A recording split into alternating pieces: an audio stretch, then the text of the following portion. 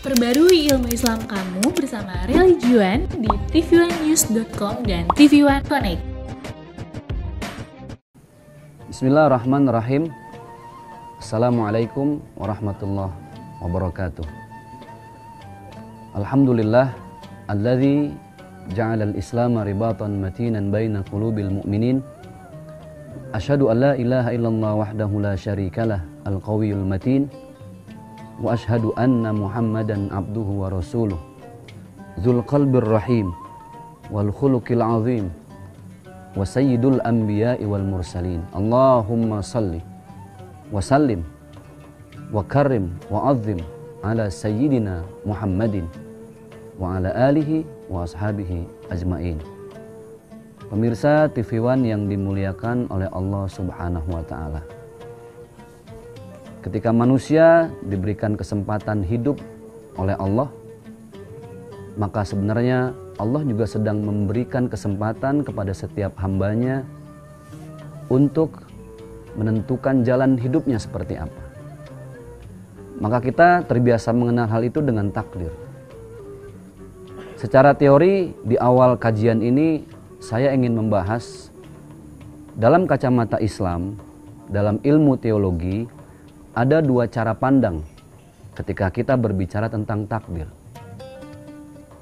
Ada yang disebut dengan cara pandang Jabariyah.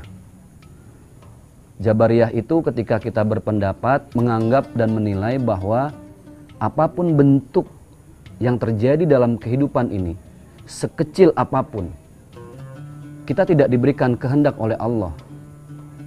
Tapi itu semua sudah ditentukan oleh Allah Subhanahu wa taala. Jabariyah. Contoh, ketika saya mengeluarkan cincin saya dari jari manis saya. Ketika kita memandang ini dalam teologi Jabariyah, seakan-akan ini sudah ditentukan oleh Allah Subhanahu wa taala. Mutlak, tidak bisa ditawar-tawar. Adapun teologi yang kedua, cara pandang yang disebut dengan Qadariyah. Qadariyah artinya adalah ketika manusia diberikan kehendak penuh oleh Allah Subhanahu wa taala untuk menentukan takdirnya. Maka kita sebagai seorang muslim, Ahlus Sunnah wal Jamaah, kita ada di tengah-tengah tersebut. Takdir sudah ditentukan oleh Allah, tapi manusia diberi ruang, diberi waktu untuk menentukan sebatas kemampuan manusia. Maka dalam cara pandang Qadariyah, takdir dibagi lagi menjadi dua. Ada yang disebut dengan takdir mubram, atau kita mengenal dengan takdir yang mutlak. Takdir yang tidak bisa diganggu gugat. Takdir yang sudah permanen dari Allah Subhanahu wa taala. Takdir mutlak, contohnya adalah kematian kita masing-masing. Bahkan kematian ini kita mengenal dengan istilah kiamat sugro, kiamat kecil. Kiamat kubro adalah kiamat di mana manusia semua akan ditimpakan oleh gunung-gunung yang berterbangan dan lain sebagainya. Maka takdir mubram ini tidak bisa diganggu gugat. Ketika seseorang ajalnya sudah tiba, baik dalam keadaan sehat, keadaan sakit, baik umurnya sudah tua renta atau masih muda, maka kematian akan tiba. Karena itu sebuah kemutlakan, itu takdir yang tidak bisa ditawar. A'udzubillahi minasyaitonirrajim. Qul innal mauta alladzi tafirruna minhu fa innahu mulaqikum. Tsumma turadduna ila alimil ghaibi wasyahada fayunabbiukum bima kuntum ta'malun. Kemanapun kita akan berlari dan bersembunyi, kalau takdir mutlak itu sudah waktunya tiba, maka matilah dia. Tidak bisa diganggu gugat, tidak bisa ditawar-tawar. Lalu ada takdir yang kedua yang disebut dengan takdir mu'allaq. Takdir yang manusia diberi pilihan-pilihan. Dan ketika manusia diberikan pikiran dan hati itulah yang disiapkan oleh Allah sebagai senjata, sebagai alat, sebagai perangkat untuk mampu memilih mana yang baik, mana yang tidak. Dan ini software yang sudah Allah titipkan di dalam setiap manusia semenjak sudah dilahirkan. A'udzubillahi minasyaitonirrajim. Fa'alhamaha fujuraha wa taqwaha. Qad aflaha man zakkaha wa qad khaba man dassaha. Allah itu memberikan dua kecenderungan dalam setiap diri manusia. kecenderungan mengikuti kebaikan, kecenderungan mengikuti keburukan. Alatnya apa? Alatnya adalah pikiran dan hati. Pikiran dan hatilah yang harusnya mampu menentukan mana itu kebaikan dan mana itu keburukan. Maka seorang laki-laki dikatakan akil baligh. Akil artinya sudah berpikir, balik itu sudah sampai dewasa. Dalam bahasa fikihnya disebut dengan mumayyiz. Dia sudah bisa membedakan mana yang buruk, mana yang baik, mana yang dosa, mana yang pahala. Di saat itulah sebenarnya orang sudah bisa menentukan arah takdirnya ingin dibawa kemana. Sebagai contoh, supaya bisa diterima dan diserap lebih mudah, ada seseorang yang naik ke lantai 16 dari sebuah gedung. Di rooftop, dia berpikir, ada dua pilihan. Saya bisa selamat di bawah dengan dua pilihan. Apakah saya menggunakan alat penyelamat atau saya terjun bebas? Ini pilihan-pilihan. Nah, takdir Allah itu adalah ketika kita memilih terjun bebas, maka takdirnya adalah kematian. Sedangkan ketika dia memilih dengan alat penyelamat, maka dia menggunakan akal dan pikirannya. Dia pakai perangkat, dia pakai parasut, dia pakai alat-alat yang canggih. Bagaimana ketika dia mendarat dalam keadaan selamat. Ini adalah pilihan-pilihan. Dan setiap pilihan ada takdirnya. Dan itulah takdir. Rezeki, manjada wajada. Ada pepatah yang mengatakan seperti itu. Sebuah makalah. Barang siapa yang bersungguh-sungguh dia akan dapat. Ini pilihan. Takdirnya adalah ketika dia bersungguh-sungguh, Allah mentakdirkan goalnya, ultimate goalnya, ujungnya adalah kesuksesan. Tapi ketika ijhad wala taksal wala takun ghafilan fanadamatul uqbali man yatakasal. Kalau orang cuman berleha-leha, bermalas-malas, maka takdirnya tidak sampai pada kesuksesan, tapi pada kegagalan. Dan subhanallah, Allah itu sudah menciptakan segala sesuatu dengan takdirnya masing-masing. Kita yang memilih. Berbicara tentang jodoh, ada seorang yang datang kepada saya, Ustadz, bagaimana jodoh saya nih Ustadz? Udah usaha sono sini, ya emang udah takdirnya begini. Bagaimana menyikapi hal ini? Allah itu sudah memberikan jodoh kita tertulis dari Lauhil Mahfuz, betul. Tetapi seperti yang saya sampaikan, semua tidak bisa lepas dari ikhtiar kita sebagai manusia. Ingat, yang dilihat sama Allah itu bukan hasilnya, tapi usahanya. Beda dengan siswa yang mengerjakan pertanyaan ketika ujian, maka guru menilai sesuai dengan hasilnya. Si A nilainya 9,5. Oh, berarti dia pinter. Tanpa si guru tahu kalau ternyata itu hasil nyontek. Si B hasilnya 5. Oh, ini hasilnya buruk. Tanpa si guru tahu. Kalau ternyata dia sudah begadang menghafal, dia apa adanya menjawab. Guru tidak tahu usaha. Yang dilihat sama guru adalah hasil. Apakah 9 atau 5? 9 bagus, 5 buruk. Makanya dulu zaman kita sekolah ada rapot. Angka 5 ditulis dengan merah, 5 ke bawah dengan merah, yang lainnya ada yang hitam, ada yang biru. Itu tanda. Itu yang dinilai adalah intelligent question. Kecerdasan seseorang. Tapi usaha lebih kepada spiritual. Penilaian manusia beda dengan penilaian Allah. Allah tidak melihat hasil. Yang dilihat sama Allah adalah usaha. Dalam kasus tadi, ada seorang siswa yang nilai ujiannya 9, tapi hasil nyontek. Yang dilihat sama Allah bukan 9-nya, tapi usahanya. Menjadi dosa karena dia nyontek. Tapi yang 5 ini di mata gurunya buruk, tapi di mata Allah, oh ini anak subhanallah sudah berusaha, bahkan di sepertiga malam dia mengadukan bahwa besok dia akan ujian. Yang dilihat sama Allah adalah usahanya. Pertanyaannya satu, kita ingin dinilai manusia atau ingin dinilai Allah? Ketika ingin dinilai manusia, maka perbanyaklah, perbaguslah casing kita. Yang kita kejar penilaian manusia. Tetapi ketika yang kita kejar adalah penilaian Allah, maka perbaikilah akhlak kita.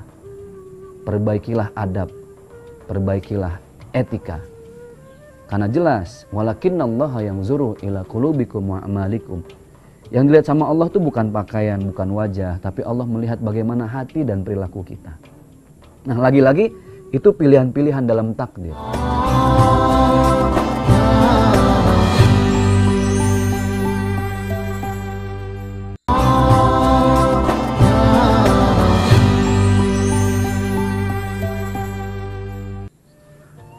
Dalam masalah jodoh sebenarnya Allah mau kita berusaha yang terbaik. Tapi usaha itu bukan bergantung pada manusianya. Bukan pada wanita yang kita inginkan menjadi istri. Bukan pada laki-laki yang kita impikan jadi suami. Karena bagaimanapun entah calon suami, entah calon istri itu adalah milik Allah. Kita hanya diwajibkan berusaha untuk menjadikan orang tersebut, laki-laki tersebut, perempuan tersebut sebagai seseorang yang mendampingi hidup kita dalam bahtera rumah tangga. Islam itu begitu indah. Islam itu begitu logis. Maka ketika kita ingin mencari jodoh, jangan hanya kejar jodohnya, tapi kejar yang memiliki manusia itu. Siapa? Allah Subhanahu wa taala, Khaliqus samawati wal ard. Allah yang menciptakan langit dan bumi. Allah yang menciptakan gunung tertancap tanpa sedikit pun bergoyang. Allah yang menghamparkan daratan begitu luas. Jadi kalau sudah urusan jodoh, maka kejarlah Allah yang maha menentukan siapa jodoh kita. Itulah kenapa di saat orang mencari jodoh, Rasulullah berpesan, perbanyaklah sedekah, perbanyaklah sholat istikharah. Karena ibadah-ibadah ini adalah ibadah yang kita tunjukkan, bukti kepada Allah bahwa kita ini nggak punya apa-apa. Kita punya azam yang kuat, tekad yang bulat, saya harus menikah dengan si A. Tetapi kita tidak kejar Allahnya, kita hanya mengejar manusianya. Maka terjadilah bunuh diri. Ada istilah ketika cinta ditolak dukun bertindak, yaitu karena tidak mengembalikan jodoh kita kepada Allah. Tetapi ketika kita menginginkan si A untuk menjadi pasangan hidup kita, mintalah itu semua kepada Allah. Menangislah di atas sejadah, bermunajatlah dalam setiap ruku dan sujud kita. Minta yang terbaik dari Allah. Karena bagaimanapun kalau memang itu terbaik untuk kita, pasti Allah jodohkan. Allah Maha tahu. Ketika seseorang itu belum terbaik untuk kita, maka dalam istikharah kita meminta, ya Allah, jauhkan aku darinya. Begitu indah dalam agama Islam. Bahkan ketika Allah memberikan ikhtiar pilihan jodoh, kita diharuskan melibatkan Allah. Kenapa? Karena jangan sampai kita sering sakit hati hanya urusan dengan sesama manusia. Yakinlah, ketika kita libatkan Allah, walaupun hasilnya mungkin tidak baik di mata kita, tapi yakinlah itu yang terbaik di mata Allah. Sama dengan berdoa, ya Allah ya Rabb, kita minta sama Allah, selalu dengan kalimat meminta. Padahal kalau saya analogikan antara suami dengan istri, ketika seorang istri ingin dibelikan sesuatu sama suaminya, rasa-rasanya terlalu risih suami kalau selalu diminta. Baru WA sedikit, kalimatnya meminta.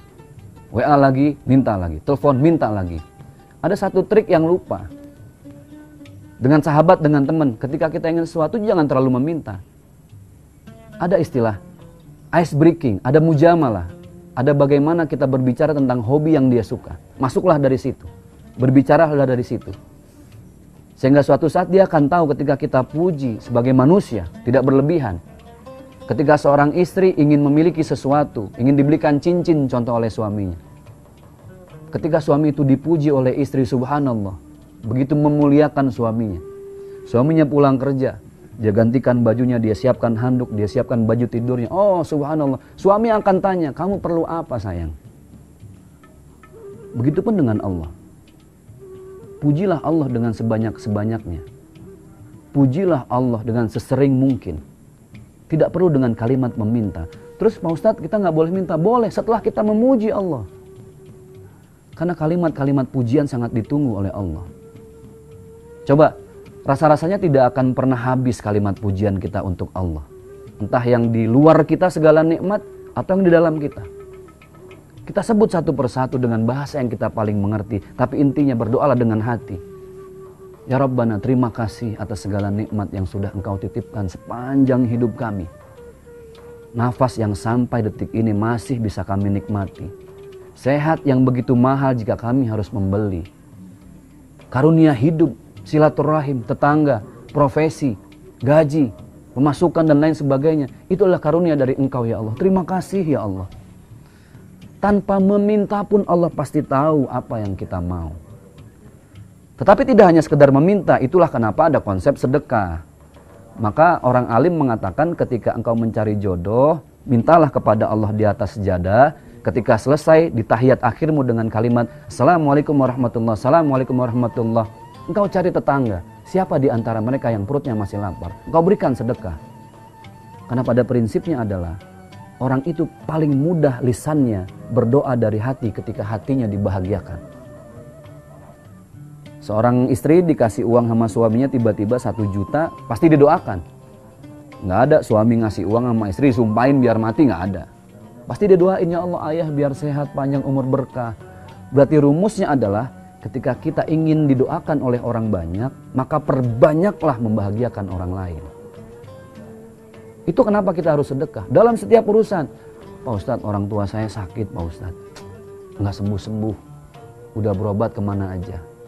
Mungkin ada satu ibu yang lupa. Ada saudara kandung ibu yang ketika ibu makan enak di rumah, di atas meja makan yang besar, lauknya juga begitu banyak, tapi dia harus makan di atas piring kaleng dengan lauk seadanya, ikan asin, nasi, tanpa ada lauk yang lain pun. Kita tidak peduli dengan dia, padahal bisa jadi doa dari tetangga kita itulah, saudara kita itulah yang sedang ditunggu-tunggu oleh Allah. Maksud saya apa? Takdir itu adalah ikhtiar. Kita harus berusaha. Kita ingin pilihan yang terbaik. Tapi ingat, pilihan yang terbaik itu adalah ketika dipilih oleh Allah Subhanahu wa Ta'ala. Sebagai contoh lagi supaya kita lebih mudah mencernanya. Kita usaha mati-matian, kerja keras, kalau dinilai angkanya 6. Dalam hati, karena usaha saya kerja keras 6, saya harus dapat 10. Ketika dia berdagang, modalnya 6.000, untungnya harus 4.000, masuk 10.000. Tapi ternyata Allah berkata lain. Dia berusaha keras, angkanya 6. Tapi hasil yang dikasih sama Allah cuma 3, setengah dari usahanya. Ketika kita berpikir ini takdir dari Allah dan mengecewakan, kita akan menghujat Allah. Kok Allah nggak sayang sama saya? Kok Allah nggak berikan yang saya mau? Padahal itu yang terbaik menurut saya. Ingat, yang terbaik menurut kita belum tentu terbaik menurut Allah. Jadi di saat berdoa, berusaha, bersedekah, niatnya apa? Lillahi Rabbil Alamin. Pasrahkan saja kepada Allah. Biarkan tangan Allah yang memberikan takdir terbaiknya untuk kita. Usaha 6, dikasih 3. Karena bisa jadi Allah yang paling tahu. Sementara dikasih cuma 3.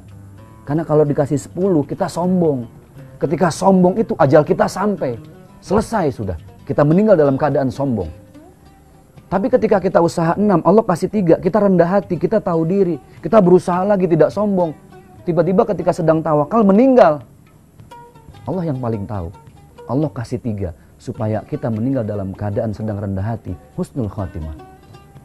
Allah menunda angka 10 dalam usaha kita di angka 6 karena Allah tahu kalau 10 itu membuat kita sombong, kemudian ajal kita tiba, kita meninggal dalam keadaan su'ul khatimah. Intinya, takdir apapun yang Allah berikan, selama usaha kita sudah yang terbaik, terimalah itu dengan penuh keikhlasan, lapang dada, legowo.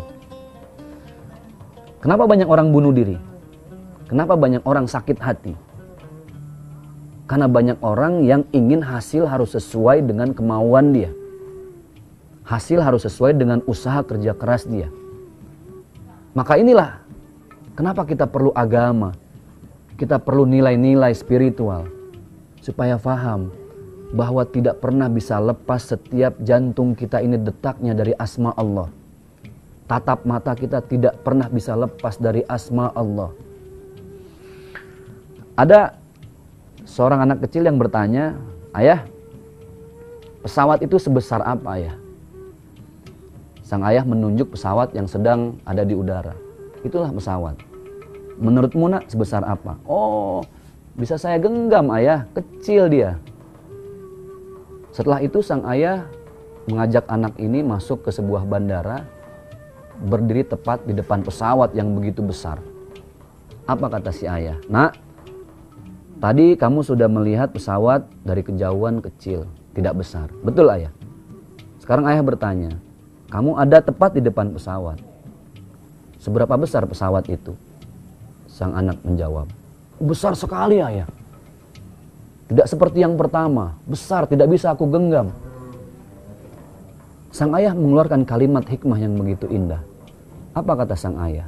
Begitulah Allah. Seberapa besarnya Allah tergantung seberapa dekat dirimu dengan Allah. Seperti anak kecil tadi.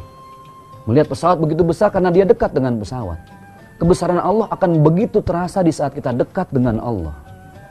Dan ciri-ciri orang yang dekat dengan Allah itu adalah ketika dia sudah berusaha maksimal, dia menerima segala hasilnya apa yang Allah tentukan.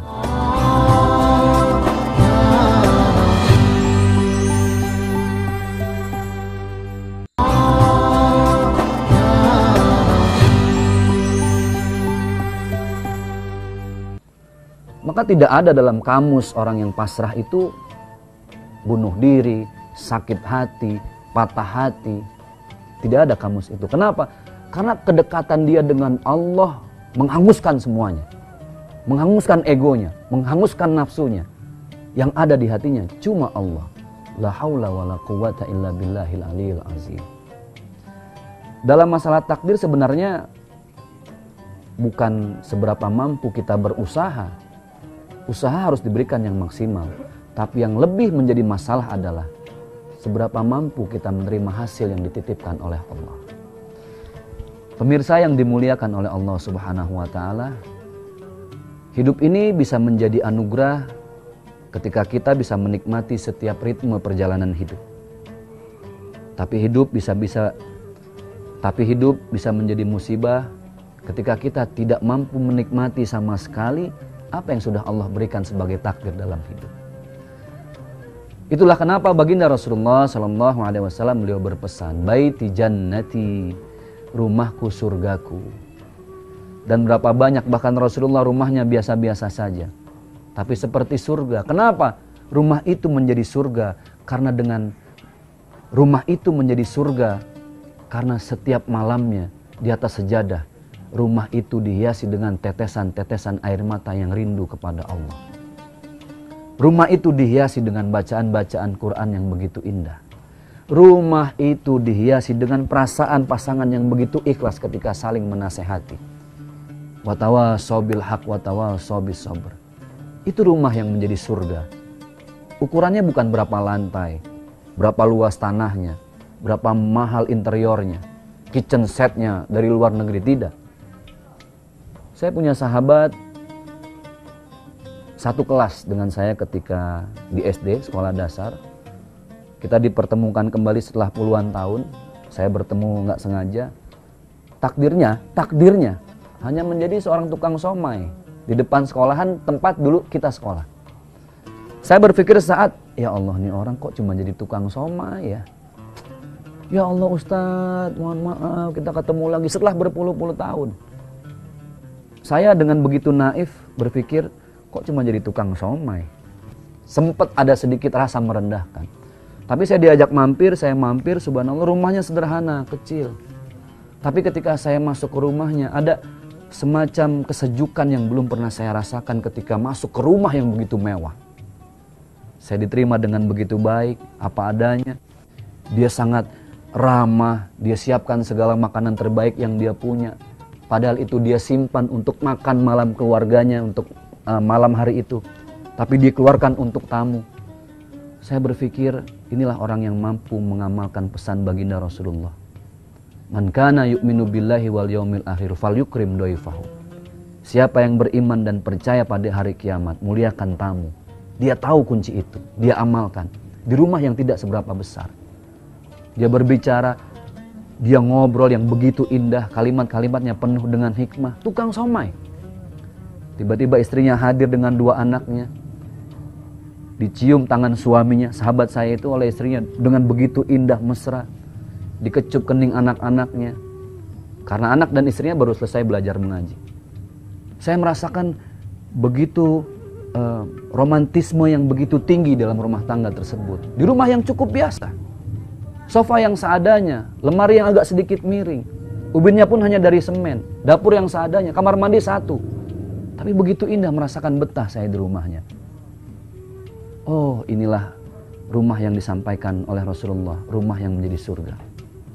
Tapi di saat lain, saya punya teman kuliah, hidupnya sukses, mewah, rumahnya berlantai-lantai, mobilnya di garasi semua merek ada, kolam berenang tersedia, fasilitas tidak terhitung. Tapi Ketika saya melihat bagaimana pasangan ini menyikapi sebuah permasalahan dengan emosi, temperamen, saya sebagai tamu merasa jadi tidak enak karena seakan-akan mengganggu urusan rumah tangga. Saya tidak merasakan ketenangan. Iya, takjub di awal. Tapi ternyata bukan itu hakikat sakinah, mawaddah, warahmah. Nah, apa hubungannya Ustadz dengan takdir? Takdir itu sudah diberikan oleh Allah yang terbaik. Permasalahannya adalah bagaimana kita menyikapi takdir itu. Allah sudah mentakdirkan seseorang hidup seperti apa adanya. Seperti sahabat saya tukang somai. Tapi hidupnya terasa indah. Tidak pernah merasa kekurangan. Seperti apa yang Allah sampaikan. La in syakartum la azidannakum. Kalau engkau bersyukur dengan apa yang sudah Allah titipkan sepanjang hidupmu. Maka Allah akan tambah hatimu untuk semakin legowo. Semakin luas. Dengan nikmat sekecil apapun. Wala in kafartum inna adzabi lasyadid. Tapi kalau kita kufur nikmat, azab akan menghampiri kita. Azab itu bukan hanya di neraka, bahkan di dunia sudah Allah azab. Dengan apa? Dengan merasa uang yang puluhan miliar tidak cukup. Dapat uang 100 miliar pun tidak pernah cukup. Habis karena jauh dari berkah, tidak pernah ingat sama orang tua. Pemirsa, segala sesuatu dalam urusan takdir, hak kita adalah menerima hasil. Kewajiban kita memberikan usaha yang terbaik. Waqala Nabi SAW, baginda Rasulullah beliau bersabda, Al-insanu bit-tadbir, wallahu bit-takdir. Manusia, kamu cuma berusaha. Kamu ini gak berhak menentukan hasil, aku sang penentu hasil. Jadi jangan pernah bermimpi untuk menyamakan hasil dengan usahamu. Aku yang paling tahu. Jadi ternyata takdir apapun yang Allah berikan dalam hidup kita, terimalah itu. Selama kita sudah memberikan usaha yang terbaik. Lain urusan ketika ada orang malas-malesan, gak pernah mau usaha, gak pernah memberikan keringat yang terbaik, subhanallah. Tapi dia tiba-tiba mau hidup dengan keberkahan jauh. Bisa jadi dia kaya, bisa jadi dia sukses.